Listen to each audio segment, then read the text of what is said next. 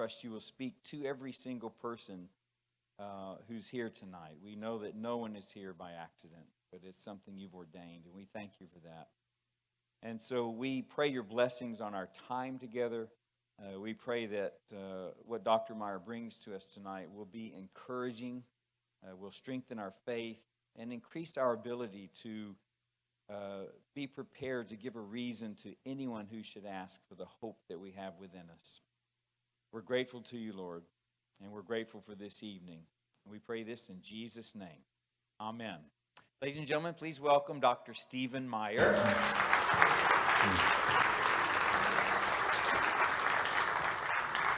Thank you, Mark. How are we doing on the sound? Not too loud, not too soft? Okay. I've been incredibly well welcomed here today. I am so impressed with your founders and with your administrators and your teachers and the students that I've met, and it's just been kind of a rush. I'm on a little bit of a high today. So it's nice to be able to come back this evening and share with a wider group of people. I'll be talking about my book tonight. I'm going to try to keep the talk. It's a big subject, and I typically go about a full hour, but we're going to leave some time after that for Q&A, and so I just want to let you kind of in on the structure, because I really want to have the conversation afterwards and field questions and points of deliberate about some of the different issues that are raised in the talk. Just one word about the Q&A. When I was in grad school, my first year, I'd come from a little college, as Mark had mentioned, Whitworth, which is in Spokane, Washington. And when I got to England, and everyone spoke so beautifully, and they sounded at least 20 points higher in IQ than any of us Americans because of that lovely British accent. And it was all a little bit intimidating, and all the other people in my department were from very impressive places. So, and then one day there was an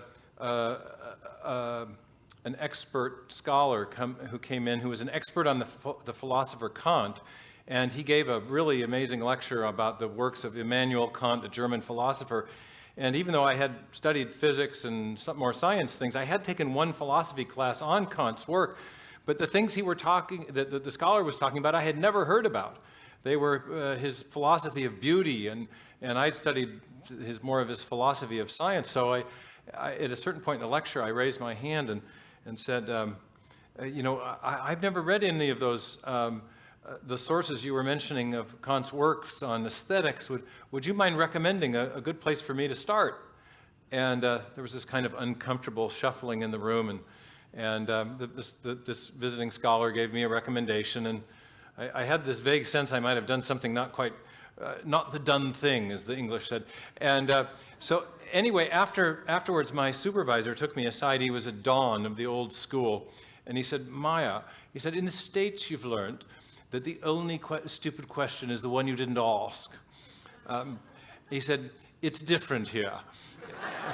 And he went on to say, if you, in the future, if you have a question that reveals ignorance, he said, please come ask me privately. He said, everyone is bluffing here, and if you're to succeed, you must learn to bluff too. So anyway, we will have some time for Q&A afterwards, and I just wanted to assure you it will be American rules, okay? No stupid questions. Okay, so I want to talk tonight about my book called Darwin's Doubt, and it tells a story. It also makes an argument. And the book begins with a line, and I'll quote it. It's always kind of vain to quote yourself, but it's a... Oh, what am I? For photo ops. Oh, am I? Oh, my gosh. I took the jacket off, and now I'm all messed up. Oh, just beautiful. Oh, my wife's going to be scandalized. Okay. She'll say, I sent you out the door looking properly, and now look what happened. Okay. So anyway, the book Darwin's Doubt tells the story, and it tells the story of a doubt that Darwin had about his own theory, and how that doubt has grown up to create a major crisis in evolutionary biology today. That's what the book is about. And I start the book with a line, and I'm going to quote myself. It's a little bit self-aggrandizing, but forgive me. When Charles Darwin finished his great masterpiece, The Origin of Species, he thought he had explained every clue but one. And the one clue he knew he hadn't explained, and now I'm going to see if this system we have for advancing the slides. We did, okay.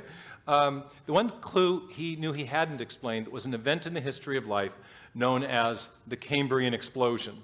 And the Cambrian explosion refers to the geologically sudden appearance of most of the major animal groups or body plans. And in the way that biologists classify animals, they have a hierarchy of classification. And the biggest group, the phyla, correspond to many different types of animals that exemplify the same body plan, where a body plan is kind of an architecture. It's a unique arrangement of body parts and tissues.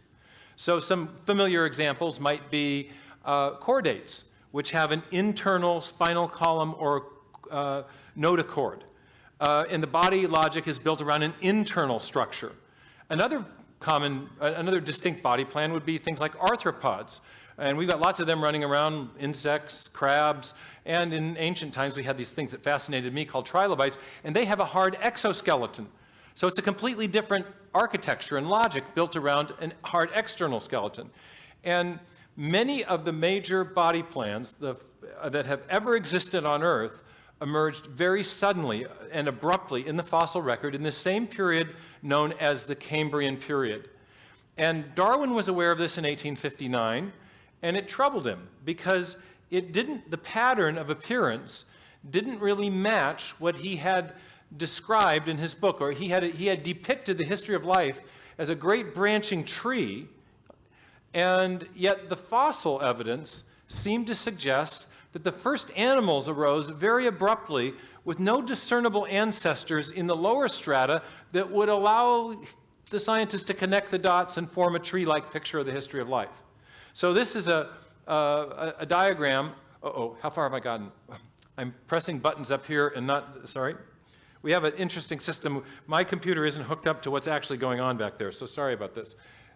Here's a nice picture, by the way, that depicts the challenge of the Cambrian explosion. You see all these different animal forms behind me. On one side, you see the sedimentary rock column, and on the other side, you see the standard geological dating scheme in millions of years. And you see that at a particular point in the history of life, boom, you have these new forms of animal life that arise very suddenly. And as I mentioned, this contradicts the Darwinian picture of the history of life. This was part of his theory, was the idea of universal common ancestry. And he depicted that idea with a branching tree where the forms at the bottom of the tree represented the first very simple, probably one-celled organisms. The branches at the top represented all the complex forms of plants and animals we see today. And then the intermediate, the connecting branches represented what are called transitional intermediates or ancestral precursor forms. Now the challenge of the Cambrian is represented by this part of the branching tree, which shows the first animals arising. They're represented by the gold dots at the top, but the blue dots represent the expected precursors that the geologists and paleontologists and evolutionary biologists attempted, or is rather expected to see in the lower strata. And you can see the problem is that these discernible ancestors have just not turned up. The blue dots represent things that should be there and aren't there. The gold dots represent what's actually there. And so what we see in the history of life is something that looks more like a lawn or perhaps an orchard of separate trees, not one big branching tree that connects up at the base with that first primordial form of life. Okay? And so there's a contrast, a tension between the theory and the data, the theory and the evidence. Okay? Sorry to keep turning around. I just want to make sure that what I'm showing you is what I think I'm telling you about. Okay. So that's the challenge. And that was the problem. The doubt that Darwin had, not about whether his theory was true. He was pretty convinced he'd gotten it right. But he had a doubt about whether his theory could explain all the relevant evidence, and he was worried about it. And this problem, this tension between the data and the theory, and the absence of those ancestral precursor forms leading up to the first complex animals, I call the mystery of the missing fossils.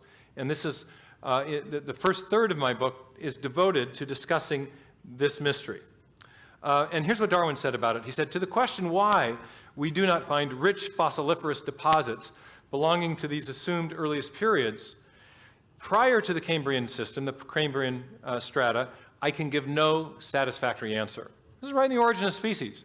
That's really interesting. I really appreciate Darwin because unlike many of his modern defenders, he was rhetorically honest. He was rhetorically modest. He didn't try to say he'd solved all the problems when he hadn't. He didn't pound his fist and say anyone who disagreed with him was stupid or ignorant or insane. But some of his modern proponents do say things like that. A few years ago, I had the chance to testify before the Texas State Board of Education. And they were looking at enacting a policy provision that would encourage teachers to teach the strengths and the weaknesses of competing scientific theories. And the Darwin-only science lobby turned out in force to argue against this seemingly common sense provision. And their argument was, and I quote, "There are no weaknesses in the theory of evolution." Let me get it up there. There we go. And this is Eugenie Scott, who was then the president of the National Center for Science Education, a small Darwin-only science lobbying group out of Oakland, California. And when I saw this, I thought this was an incredibly unfortunate statement. I was about to present into evidence 100 peer-reviewed, a binder of 100 peer-reviewed scientific articles questioning various aspects of contemporary evolutionary theory, what's known as Neo-Darwinism, the standard textbook theory that we all learn in our high school and college biology texts. So at the very least, there are scientific problems with the theory, scientific weaknesses of the theory that need to be explored. Darwin was aware of some in his time and talked about them openly, but unfortunately in our modern discussion of biological origins, too many people defending the orthodox view think that they can't acknowledge the actual state of the science that is in play. One of the worst offenders in this regard is the well-known evolutionary biologist and new atheist named Richard Dawkins from Oxford University. He's actually said it's absolutely safe to say that if you meet somebody who claims not to believe in evolution, that person is ignorant, stupid, or insane. And then he said, in parentheses, or wicked, but I'd rather not consider that. And I thought that was really sporting of him not to consider that maybe the people who disagreed with him were wicked. That's not rhetorical modesty. That's rhetorical excess. And there's an awful lot of it in this debate. And so I do appreciate that Darwin was so honest about the things that he could and the things that he couldn't explain. So his statement here, the evidence from the Cambrian explosion at present must remain inexplicable and may be truly urged as a valid argument against the views here entertained. So that's what I call the mystery of the missing fossils. And it haunted Darwin to his death, but he did have, he was a smart guy, and he had an idea about how this could be resolved. He thought that, let's see, I'm coordinating my forces here. Okay, mystery of the missing fossils, ta-da. He thought that the absence of these ancestral intermediate forms would be eventually explained away by future fossil discoveries, which is to say that the missing forms would actually turn up if we kept looking hard enough in the pre-Cambrian strata around the world. So he had this charming analogy to a book, that the fossil record was like he said, I look at the natural geological record as a history of the world, imperfectly kept. And on this view, the difficulties discussed above about the Cambrian explosion are greatly diminished. So he said, imagine that the fossil record is kind of like a book, and it's recording some of the layers are there. They're like a chapter, but then other chapters here and there are missing, and some chapters we may only have one page. And eventually, if we find the other pages and the other chapters, then it will show this seamless, gradual, continuous, changing progression described by his history of life depiction of the origin of all the new forms of life on Earth. So that was his hope. And this idea became known later as the artifact hypothesis. The idea there is that the absence of those fossils in the lower pre-Cambrian layers are an artifact or a byproduct of our incomplete sampling of the fossil record. We just haven't looked hard enough. And another version of that same idea, well, a slightly different version, but the same kind of concept, was that the missing ancestors are an artifact of incomplete preservation. Maybe there was something in those sedimentary, the sediments that were in the Precambrian that were just not capable of preserving those ancestors. Maybe they were too small. Maybe they were too soft to have been fossilized. So that was another idea. So either it was an artifact of incomplete sampling, inadequate sampling, or incomplete preservation. And that idea became kind of the go-to explanation as to why these fossils were missing. Now, unfortunately, for the defenders of Darwin's theory, additional fossil finds have not actually resolved the mystery of the missing fossils. They've actually made the mystery more acute. In Darwin's time, there were several main forms of animals that were known. There were these trilobites, which fascinated me as a kid. They look kind of like potato bugs, if you've watched those guys. But I forgot, I have a really nice sample of one that has a compound, you can see the structure of the compound eye in the fossil that I have. And it's just, you realize that it was a very sophisticated visual apparatus from the very beginning, from the dawn of animal life. It's extraordinary how complex these animals were. And Darwin knew about these guys. He also knew about other animals called brachiopods and several others. There were several main groups. But in 1909, there was a huge fossil find. Do I have a picture of Canada behind me? Okay, thank you. I didn't want to keep turning around. How interesting can the back of my head be, right? And right near the border between British Columbia and Alberta, in a place near Field, BC. And these fossils were discovered by a paleontologist named Charles Walcott. And Walcott was prospecting for fossils. It was near the end of the 1909 prospecting season. The weather was getting bad. His horse, or it may have been a mule, slipped on the path. His wife was on it. She wanted to get the heck home to Washington, D.C., and the legs of the horse went into this talus slope of loose hunks of shale. And as they pulled the horse out, he flipped one over, and it revealed an amazing, delicate lace crab, an animal that had been previously unknown and unknown to this period of time. And you can imagine the winter that Walcott had waiting to go back to see what other treasures lay in these hunks of shale, which later became known as the Burgess Shale. And he did, in fact, go back, and the Burgess Shale revealed, this is an artist's depiction of that lace crab, and he went back, and it was a trove of new animal forms. Here's another guy called Waptia. You see the beautifully segmented, articulated exoskeleton there. It looks like a shrimp with a hard head shield. Here's a picture of another fossil of this guy from another locale with a beautiful artist's rendition. But you can see that, there were just all kinds of interesting, this guy, oh good, this guy's called an opabinia. He has 5 eyes, a long proboscis, and I think it's about 30 segmented body segments. Stephen Jay Gould, the famous Harvard paleontologist, wrote a book called Wonderful Life, all about these extraordinary animals that were discovered in the Burgess Shale. So whereas before we had a few basic forms of animal life that we knew had arisen, or that the paleontologists in Darwin's time knew had arisen in a really discrete and abrupt way, now as a result of the Burgess Shale, there was, and I'm showing a bunch of, this is a guy called Wewaxia. All these are animals. This guy kind of scooted around the bottom. Now, as a result of the Burgess Shale discoveries, there are loads more animal forms whose first appearance is documented in the Cambrian period, and each of whom lack ancestral precursors in the lower Precambrian strata. So now, from our vantage point, we've discovered that the Cambrian explosion was much more explosive than it was understood to be in Darwin's time.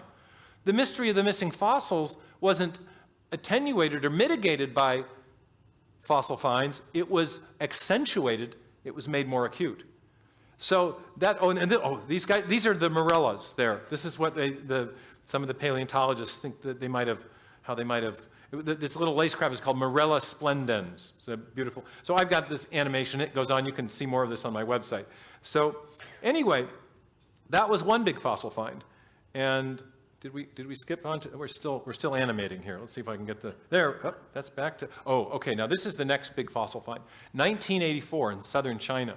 there's another huge Cambrian discovery. And it was very exciting. In the 1990s, they ended up doing a cover story on it in Time magazine with the title, Evolution's Big Bang. And one of the paleontologists who was commenting on this find, it was extraordinary for a number of reasons. The preservation was even more exquisite than the fossils at the Burgess Shale. There were more new animals discovered than had been known even from the Burgess find. So the explosion again looked more explosive, more new forms of animal life, again each lacking those ancestral intermediates. And the time period in which geologists estimated these events to have occurred shrunk quite dramatically.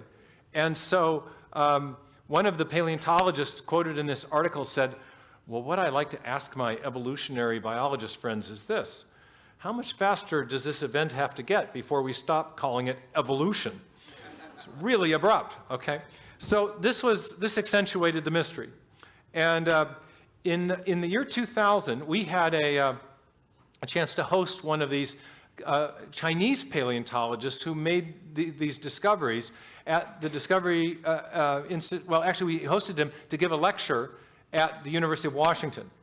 And the University of Washington in Seattle, big research university, and word got out that J.Y. Chen was coming, the Chinese Stephen Jay Gould, the Chinese Simon Conway Morris, a big player in this field worldwide. And the word got out that he was bringing fossil samples from the Chengjiang locale, and this was pretty exciting. So there was a good turnout, and Chen walked us through many of the amazing creatures that had been discovered. This is a guy called Anomalocaris. He was the top of the food chain predator in the Cambrian seas, about 1 meter long, extraordinary, and the preservation of the body parts and tissues. That was another arthropod, extraordinary creature.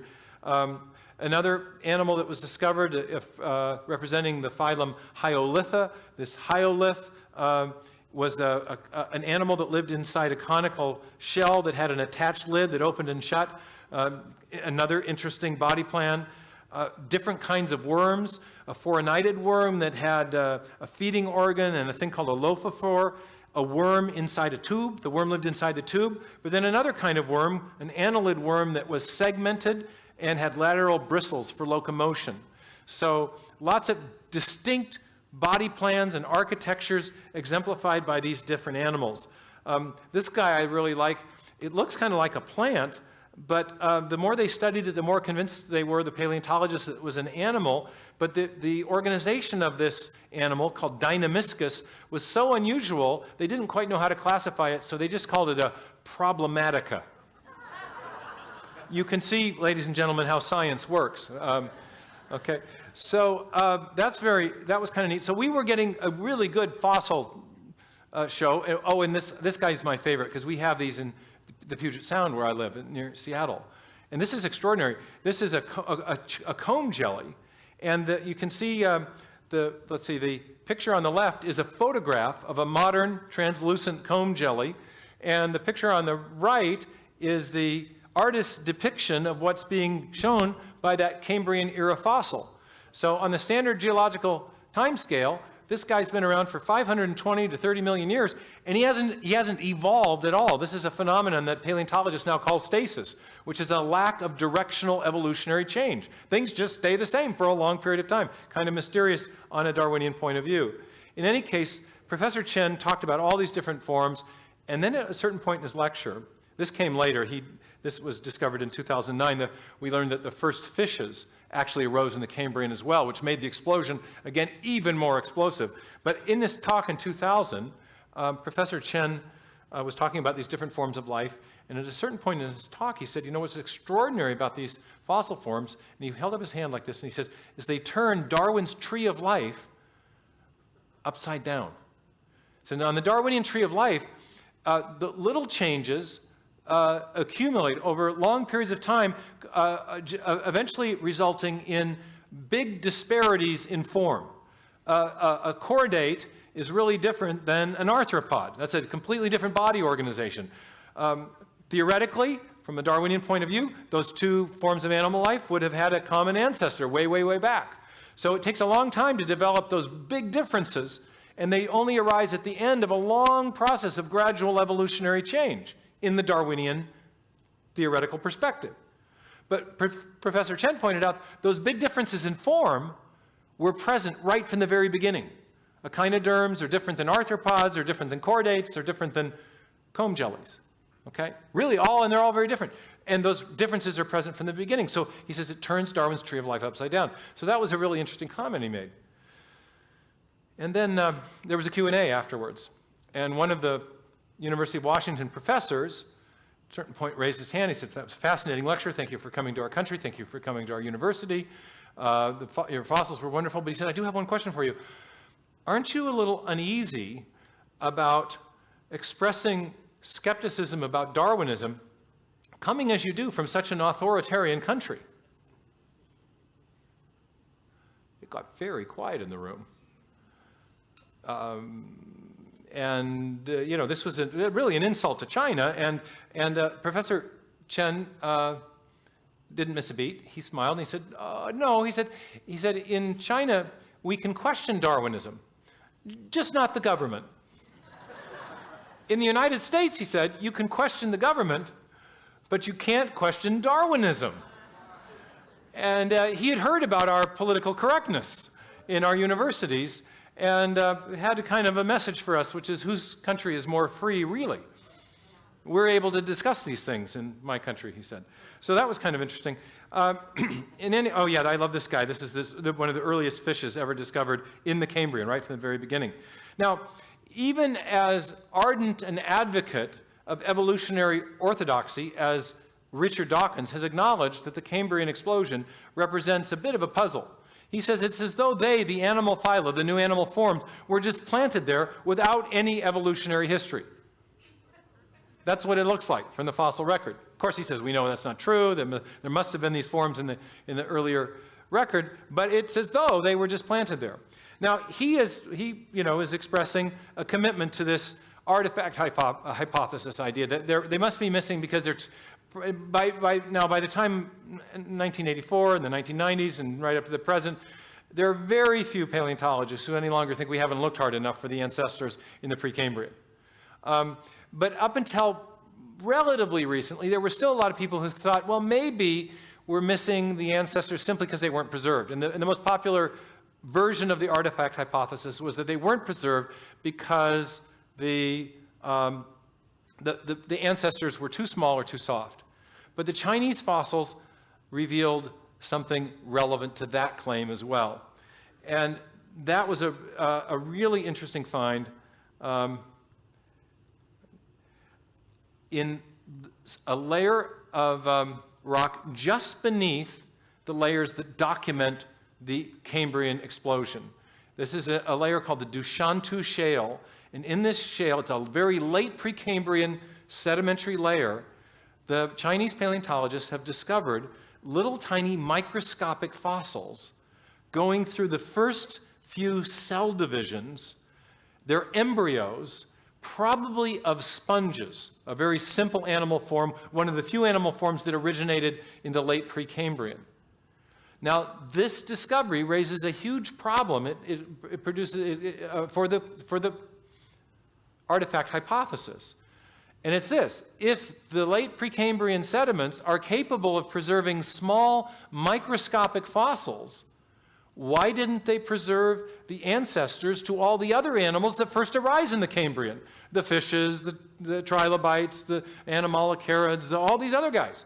Especially since most of them would have had to have some, at least, hard parts, because they're animals with hard exo or internal skeletons. If you can preserve an embryo, a soft-tissued embryo at that, why can't you preserve all the other ancestors? So now, I would say the dominant view in Cambrian paleontology, especially among the leading experts on the explosion, is that the explosion is real. It's not an artifact of incomplete sampling or an incomplete fossil record. There was a very important book on the Cambrian explosion that came out in 2013, the same year as mine, by James Valentine and Doug Irwin. And they basically, there's no friend of my preferred perspective, which I'll explain later, but they very much think that the Cambrian event was real, and whatever we make of it, they argue, we've got to reckon on the explosion as being something that really happened. It's not just an artifact of incomplete sampling or incomplete preservation. Now that's the first mystery of, that I address in the book. The second one has to do with what you really can think of as, first of all, it's a deeper problem, and it's an engineering problem. It's the question of how would the evolutionary process build all this new form and structure, especially in such a short period of time, geologically speaking and biologically speaking. The natural selection random mutation mechanism needs a long time to work. And scientists can actually, there's a branch of evolutionary biology that allows scientists to actually calculate what are called waiting times. If you know the size of a population, the mutation rate, the time from one generation to the next, factors like that, you can calculate for any given series of mutations how long you should have to expect for such an event to take place. And as those calculations are being made, if you get beyond 2 or 3 coordinated mutations, the waiting times just balloon well beyond the time available for the entire history of life on Earth, excepting the great ages that most geologists talk about. So give them 3.5 billion years. It's not enough time to generate the kind of changes that we see in the history of life using the mutation natural selection mechanism. So that's a big problem. Now, in my book, I discuss this problem in light of another discovery that makes the problem even more acute. And that is the discovery of the information-bearing properties of the DNA molecule. This discovery came in the 1950s. Watson and Crick, oh, I'm not pressing the right buttons up here, thank you. Watson and Crick elucidate the structure of DNA in 1953. The structure, they realized right from the beginning, suggests that the DNA molecule may have the capacity to store information in a digital form. In 1957, Francis Crick proposes something called the sequence hypothesis, in which he suggests that the chemical subunits along the interior of the DNA molecule are functioning like alphabetic characters in a written language or digital characters in a section of machine code, the zeros and ones in a section of software. Which is to say, it's not the chemical properties of these chemical subunits in DNA that matter. It's not the shape of those subunits. It's their arrangement in accord with a symbol convention or code that allow them to convey instructions for building all the important proteins and protein parts that cells have that keep them alive. I'm competing with myself here. Okay. So I've got a little piece of animation that I'll just run in the background as I'm describing this, but this has been one of the great discoveries of modern biology. It's a stop-press moment in the history of life. The biologists discover that code is literally running the show inside living systems. Let me give you an analogy, and as you can see some of the animation running in the background, it's explaining how, and you can watch this on my website if you're really interested tonight, but the animation is explaining how the digital information in the DNA molecule directs the construction of the protein parts that are so important to keep our cells alive. Proteins perform all the important jobs. They catalyze reactions. They form the structural parts of molecular machines. We have inside cells extraordinary little tiny nanomachines, rotary engines, sliding clamps, turbines. It's just extraordinary. They're typically made of proteins, and the proteins also process information. So you've got this extraordinary process going on inside the cell, and here's the analogy. Any engineers here in the audience? Okay, some engineers. Familiar with CAD/CAM, computer-assisted design and engineering? I'm from Seattle. We've got 2 really famous companies up there, Microsoft, where they write code, Boeing, where they use code to direct the construction of mechanical systems called airplanes. So you've got an engineer sitting at a console. He writes code to specs for producing a particular part. That code is sent down a wire. It's translated into a machine language that can be read at the manufacturing center, and then that manufacturing center will take that information and use it to, say, place rivets on exactly the right place in the airplane wing. So you build the airplane wing according to specs. Information directing the construction of mechanical systems. That's what's going on inside cells. molecular machines made of proteins. The proteins are built according to the specs, the instructions stored in the DNA molecule. It's a mind-blowing discovery. Now, I call this discovery the DNA enigma. And the enigma here is not, sorry, let's go, yeah, there we go. It's not what the DNA does. It's not even the structure of the DNA molecule. Watson and Crick solved that for us. The information is, the enigma is, where did the information come from? Okay? And I found in talking to students, nobody talks about that in biology classes. They say, here's what DNA is, here's the structure, here's what it does, but no one raises this deeper question, where did it come from? Now, I also used to ask my students the question, if you want to give your computer a new function, what do you have to give it? Software. I heard instructions over here. Any other answers? Code. Okay. Check, check, check. All right answers. So the same thing turns out to be true in life. If you want to build a trilobite from whatever simpler form of life was around before, you've got to generate a whole new group of specialized cells. Every new cell type needs dedicated proteins. If you're a gut cell, for example, if you have a gut in an animal, those cells need enzymes, digestive enzymes to do their job. And those proteins are constructed in accord with the instructions stored on that DNA molecule. So what's this all got to do with the Cambrian explosion?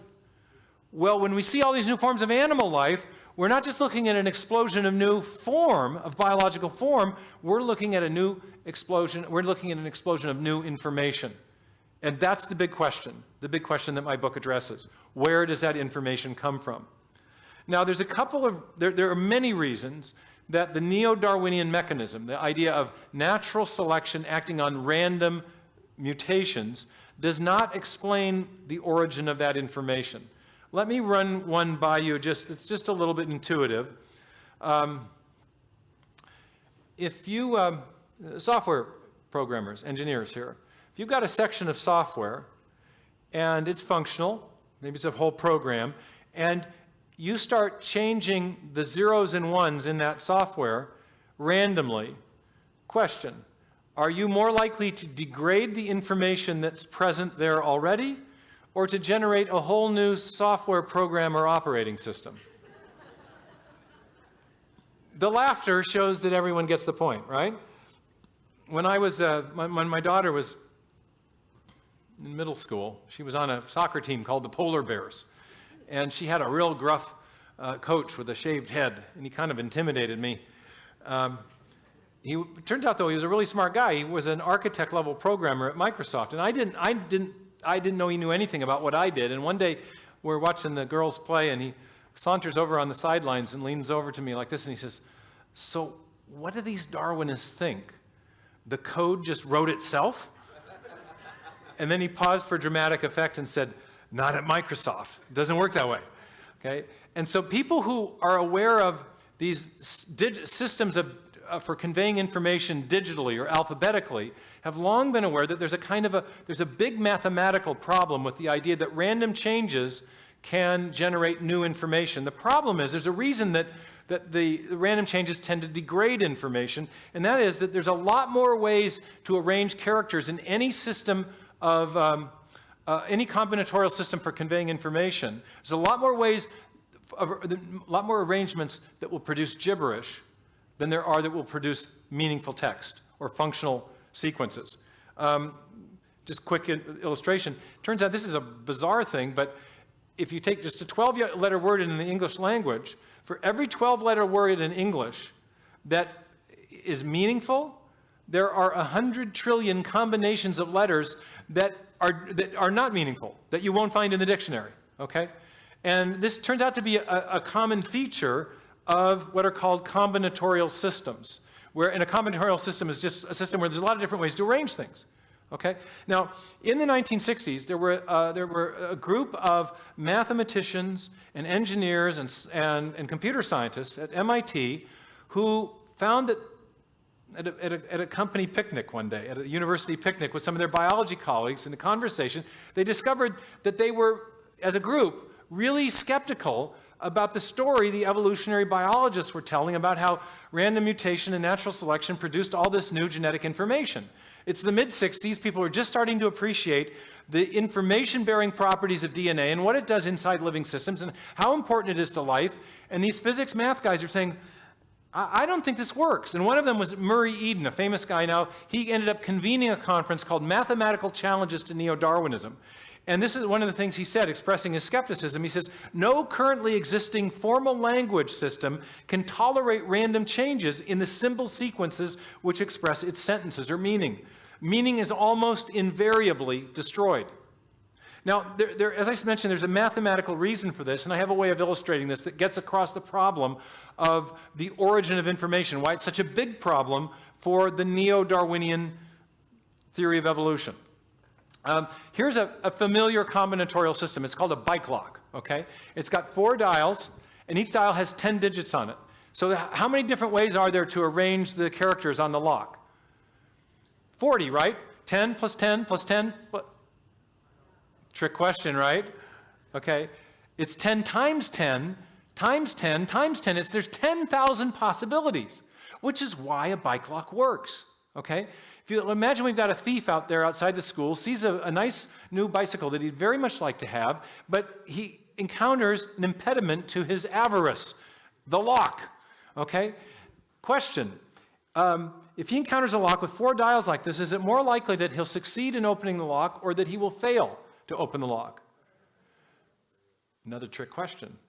Okay, our intuition is, yeah, fail, because we're thinking he probably isn't going to stay at this very long, right? But it does depend, can you see it does depend on how much time he has? I've made some stupid calculations that show if every 10 seconds you get 1 new combination, it will take you about 15 hours to search more than 5,000. Once you get to 5,001, it becomes more likely than not that you'll succeed than it is that you will fail. So if we grant that our thief has 15 hours, then the answer to the question is, well, yeah, it is more likely that a random search will eventually generate the combination and he'll be able to open the lock, all right? But what if our thief, this is our thief out there, randomly searching, but what if instead of a 4-dial lock, he encounters one like this? Okay, oh, thank you. That's the random search, and here's now the other lock he encounters, okay? Now what? What's the situation now? Is it more likely that the thief will generate the information he needs to open the lock in the time available to him? Well, let's give him his whole life. Now, I've made calculations on this as well, and it turns out that if he lives 100 years and does nothing but sample combinations, he's only going to sample about 3% of the total, okay? So this is, first of all, a bad way to spend a life. And secondly, it becomes, can you see that in this case, with all the time available, it's going to be overwhelmingly more likely that he will fail than it is that he will succeed. Which means if you're a betting person and you form a hypothesis about what's the likely outcome of such a random search, the hypothesis that he will succeed is overwhelmingly more likely to be false than true. Can you see that? There's a connection to the truth or falsity of the chance hypothesis. Now, the question that I pose in the book is this. If we think of a gene or a protein as a combinatorial system, remember that picture of the DNA molecule that I had up there and had all the A's, G's, and T's? Well, you can see that there'd be a whole bunch of different ways of combining those A's, G's, and T's. And those are going to correspond to a whole bunch of different ways of combining what are called amino acids, which make up they're the subunits of the proteins that the DNA codes for. So what you're dealing with in biology are actually combinatorial systems. There's lots of different ways to arrange the characters in the DNA, only a very few of which are going to yield a functional protein. And the question is, in the case of life, is it more like the first case where with enough time the thief could conceivably open the lock, where he'd get to a better than 50-50 chance of doing so? Or is it more like the second case with a 10-dial lock? And I simplify here, and there's a lot about this in my book, but here's the situation mathematically. That's the search of our... if we're looking at just one gene with the information for building one new protein, the ratio of the sequences that will produce a functional protein to all the gibberish sequences is about 1 over 10 to the 77th power. This has been experimentally determined for a very short gene and protein sequence. Okay? Now, there's only 10 to the 65th atoms in the entire galaxy. All right? So this is a big space to search, a big haystack looking for one little needle. Okay? But it turns out that there's only 10 to the 40th organisms in the entire, we're searching our 10 to the 77 possibilities. It turns out that 3.5 billion years is not nearly enough time to search this effectively, because there's only been 10 to the 40th organisms in the whole history of life on Earth, which means that if every organism in the entire history of life, every time it replicated itself, was generating a new sequence of DNA, you'd still only search 1/10 trillionth of the possibilities. Okay? 1/10 trillionth. Yeah, that's right. Which means it's overwhelmingly more likely that a search for a new gene, that's a new stretch of genetic information, randomly like that, it's overwhelmingly more likely that such a search will fail than it will succeed, which means that the hypothesis that such a search did succeed is overwhelmingly more likely to be false than true. Which means that the Neo-Darwinian mechanism is not a plausible means of generating new genetic information. Are people following roughly? Okay, kind of liken this to the 2 bike lock cases. This is like the 10 dial lock. And we're giving the evolutionary process essentially its whole life to look, the whole history of life on Earth. And it's not enough time to search the spaces, and so it's going to be more likely than not. Now, anyone seen this film? I think it was called Dumb and Dumber. It had a comic called Jim Carrey. He's kind of a goofy guy, and he sees across the room a lady that he fancies. And so he goes up to her, and he kind of goes, and he has a pickup line, and he says, what are the odds that a girl like me and a guy like you could get together? And he botches his pickup line right from the beginning, because he's actually the guy, you know. And she says, not good. And he says, you mean not good? You mean like 1 in 100?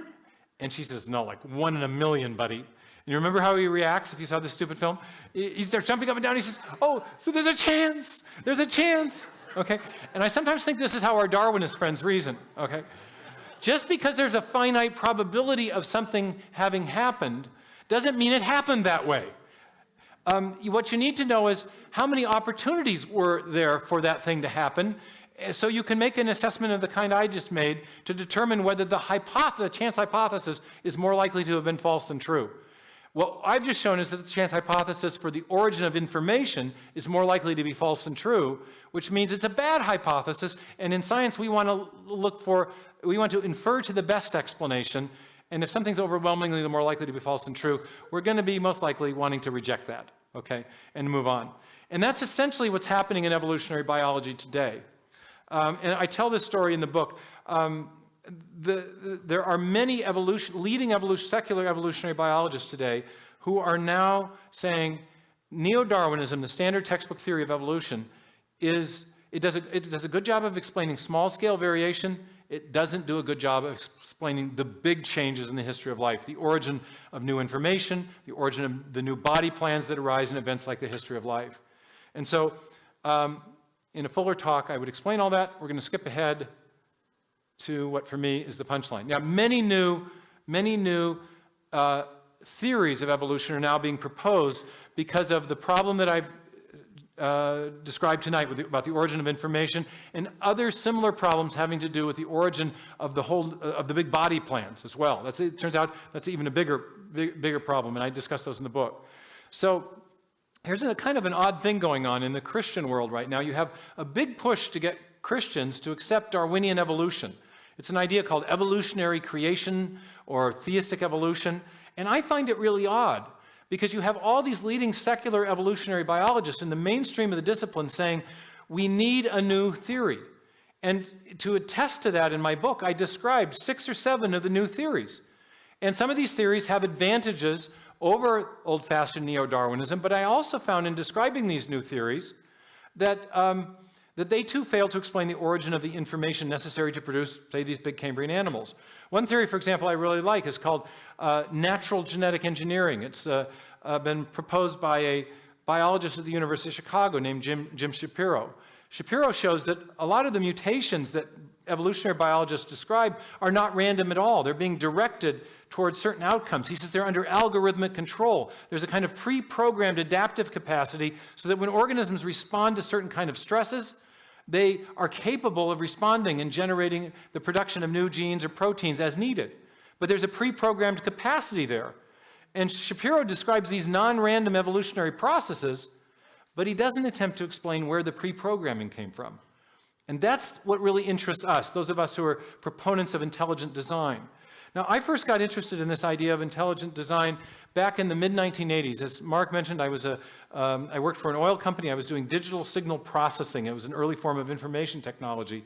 And I had the chance to meet a scientist named Charles Thaxton, who was one of the first pioneers in proposing this idea of intelligent design. He'd written a book called The Mystery of Life's Origin. And he had become fascinated with the same question I've been talking about tonight. Where does the information come from necessary to produce the first cell? Where does it come from to produce the first animals? And he suggested in an epilogue to this very important book that maybe when we're talking about the problem of the origin of information, we're not talking about something that's going to be solved by materialistic evolutionary processes, because what we know from experience is that information comes from a mind. And for him, there was this kind of intuitive connection between mind and information. And he said, maybe what we're looking at is evidence of an intelligent cause. Well, in 1985, I had a chance to get to know Thaxton. He mentored me for about a year before I went off to grad school.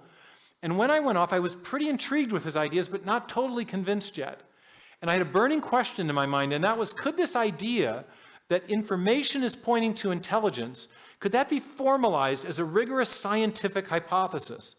Now, ironically, I ended up reading a lot of the works of Charles Darwin to get to the bottom of this question. In part, this is my mentor, Charles Thaxton, and another Charles Darwin, and I was interested in his biological arguments and so forth, but I was also interested in his method of reasoning, because he had pioneered a particular kind of scientific reasoning that was more forensic in style. He was reasoning from effects, all the clues we have in front of us, back to their causes in the ancient past.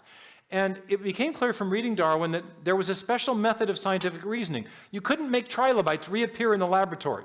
They originated only once.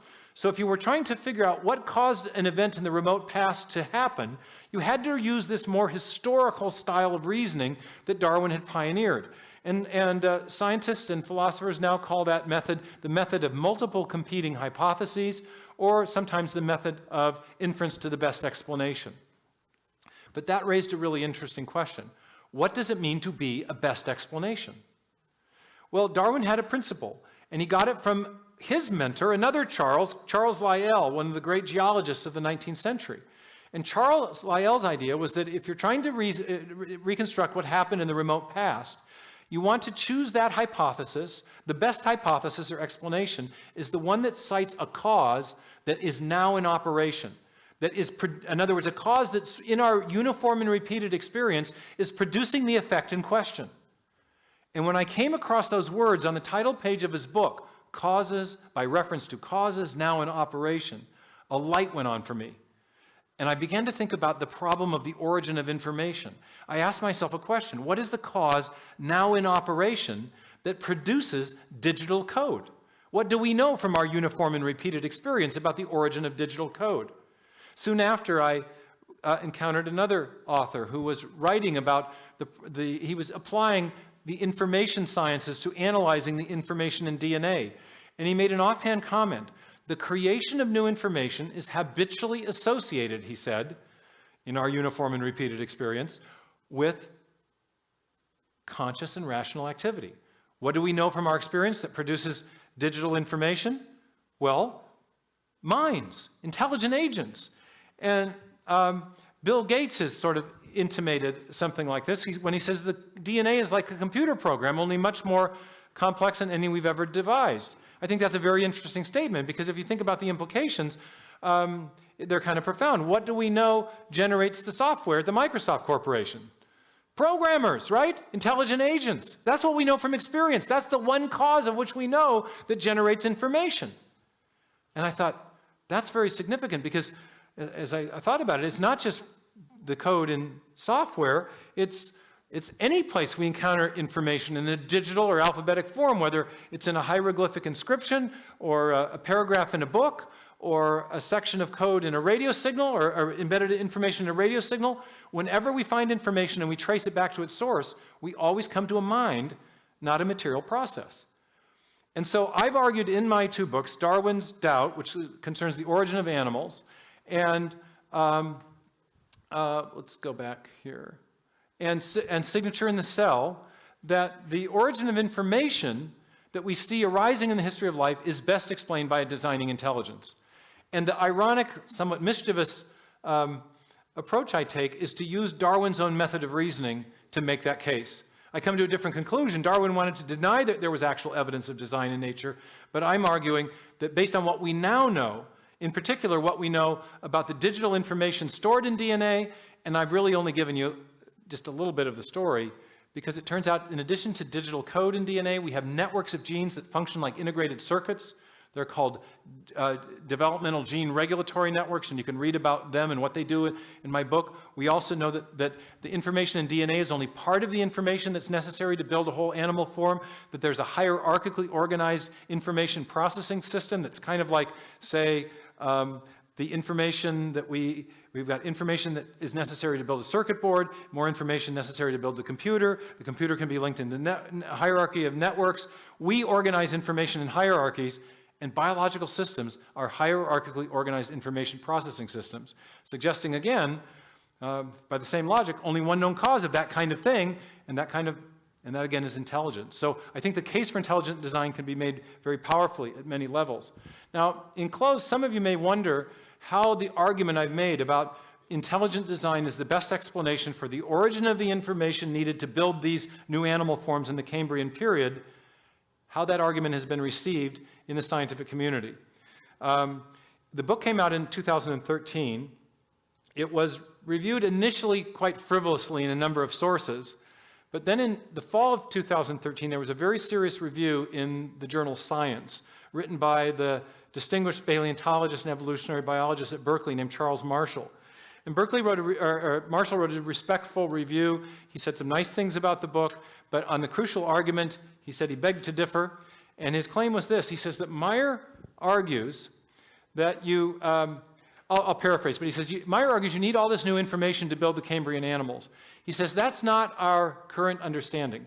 Our current understanding is that all that you would need to have is these gene regulatory networks, the evolutionary process would need to rewire these networks of genes to control the expression of other genes for building the different parts of the animals. And when I saw that passage in his review, I was actually reading it on my iPhone driving home from a haircut. It wasn't a good thing to do, but I was kind of curious what he was going to say. I just about drove off the road because this was the best possible critique I thought that I could receive. Not because it was correct, but rather because it revealed the weakness in the position of the other side. A network of genes contains what? Genetic information, and lots of it, okay? And the networks of genes that act on other genes for building the parts of the animals, what do those other genes contain? More information. Rewiring a network of genes requires multiple coordinated changes in code. More information. So to explain the origin of the information necessary to build the Cambrian animals, this leading evolutionary biologist begged the question. He simply pushed the question back and said, well, it's in the information that was there prior to the building of the animals or something, okay? But he didn't explain the origin of information in the first place, how you solve, for example, that combinatorial problem that I was explaining earlier with the bike locks, okay? So I actually think that we're at a place of real impasse in evolutionary theory. The crucial questions are either not being addressed, like the natural genetic engineering, really good description of some really real processes, but it doesn't address the deeper question of where the programming comes from. And Marshall's response is of the same kind. He just pushes the question back. So I think it's a very interesting time, and this is my case for intelligent design, and I thank you for listening very much. Thank you.